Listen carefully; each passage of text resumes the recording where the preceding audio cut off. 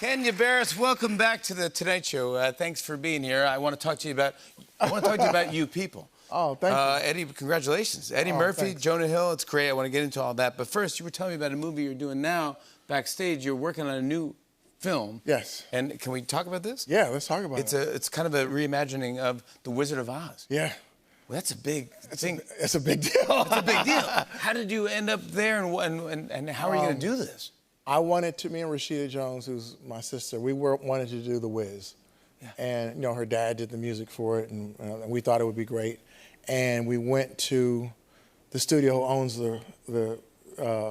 The Wiz, which is probably this studio. And I love the people, but they were kind of hedging, and then we realized they were never going to let us do it because they had Wicked coming out. And they had invested so much money in Wicked. Oh, yeah. And so we went to Warner Brothers, and she had to go make a ton of money and doing some shows or whatever, but I really wanted to do it. And Toby Emmerich, who was running Warner Brothers at the time, that was his favorite movie. And I gave him my pitch of, like, I think the Wizard of Oz back in the day was like, it turned a mirror. It was like the Dust Bowl, Great Depression era, and it turned a mirror on, like, society. That's what it was about. It was like talking about self-reliance and things like that. I think that this is the best time to turn a mirror on society because we need to see ourselves. And I was like, I want to do it with diverse characters, and I really want to sort of, the character lives in Inglewood, and something comes up, and she ends up in Underhood, which is right outside of Oz, and it takes place from there. And I'm doing it with these guys, 1,500 or nothing, like amazing musicians, but we're writing it with the music as I'm writing, because I feel like it's the only movie where each song tells you what's about to happen. You know what I'm saying? We're off to see, and I saw literally like hearing, like I didn't realize how melodic Somewhere Over the Rainbow was. That you know what I'm saying? Like, so like they're giving me different motifs, and I've never. Have you ever written like that before? No, but I actually worked with your guys, and we did an amazing Juneteenth musical, and I realized like it was something I wanted to do. It was something I really wanted. I wanted to like make people think, but also make them feel good, and also make people feel seen who hadn't been seen. So, good for you, bud. Come on, you keep hitting homers, man. Come on. Let's talk about your new comedy. A new comedy film. By the way, first of all, a new comedy film. No one makes comedies anymore. Let's make a comedy film. Let's go support a comedy. You people. You're getting great reviews, buddy. Here's one from Deadline. Said Eddie Murphy, Julia Louis-Dreyfus, Jonah Hill lead Kenya Barris's hysterically funny and smart feature debut. Congratulations. Come on. Thank you so much. Dude, great review.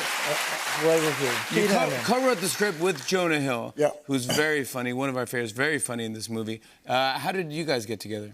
So, I've been a fan of Jonah's forever. You know what I'm saying? Like, I grew up with those Apatow films and, you know what I'm saying? He's unbelievable. Freaks and all this stuff. And I really started getting, we started talking a lot when he did Mid-90s.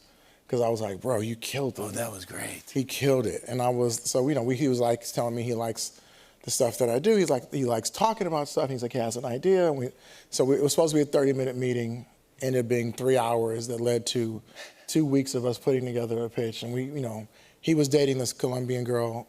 He talked about like, it's not the people who usually are the problem. It's the people around them that are the problem. And then we started talking about, Jewish families and black families, it's like the oppression Olympics. You know what I'm saying? Like who had it? The oppression Olympics. Who had it worse? And we just literally, like the point for me, like we're both LA kids. I'm from a, predominantly black neighborhood. He was predominantly white. But the way LA geographically is set up a lot of times, by the time you get to high school, you start mixing with kids. You know what I'm saying? And I started finding like, we have more in common than you do not. Yeah. And so we were like, let's just, make this a love letter to LA. Like that really was like one of the things we want to do. Let's make it a love letter to culture, and let's make it a love letter to love. And so I think that's what we tried to set out and do. And hopefully people like it resonates and people get that. It has joke. I mean, it is, dude. You came out punching, man. Yeah, we every swung. second is a joke, and it's like so good. And Lauren London, she's the Black Julia Roberts. She's unbelievable in this, and that is a big discovery. I feel like it is. In our community, in the black community, she was ours, you know what I'm saying? And she had some traumatic things in her life happen, and I had to beg her to do this. She knocks it out of the park. She knocked, and she's just, I have this thing, I think stars are stars because it's like Julia Roberts, Sandra Bullock, George Clooney, De Niro says the same lines. They're basically the same person, and you buy them. That's what makes them a star, something about them. And I think something about Lauren, you just want her to win. Yeah. You want to root for her. I totally agree with you, yeah. It's so funny. How do we set up the movie? It's a love story. Girl from Inglewood, / Baldwin Hills, whose family is Muslim, has a great meet cute with someone from Brentwood, a completely different thing. They come together. They really fall for each other. They fall for like what love is really about, like just connection. And they realize that the hurdle is now going to be their parents. And that's where the show kind of takes off. Yeah, I want to show a clip. Here's Jonah Hill and Julia Louis-Dreyfus in You People. Take a look. Everyone thinks I'm cool, I'm hip. People think I'm a very youthful person. I get it. You know, you're expressing yourself with these illustrations, graffiti all over your body. Okay, fine, but it is Yom Kippur, goddammit. First of all, can you please stop saying I get it and using air quotes? And second of all, when someone says I'm cool, I get it, they never are cool and they never get it. You shouldn't have to say that. That's not true. You won't be able to be buried in a Jewish cemetery. Bobby, respectfully, you can take my ashes and you can flush them down the urinal at Dodger Stadium, respectfully. Oh, so now you're disrespecting the Dodgers? I want to be buried next to Rihanna. Rihanna? Yeah. What do you, okay, I'm gonna scrape those tattoos off myself and I'm gonna bury you in a double wide coffin with me, okay? How about that? Sounds good. Sounds good. Yeah, sounds good. I mean, I also should mention Mike Epps.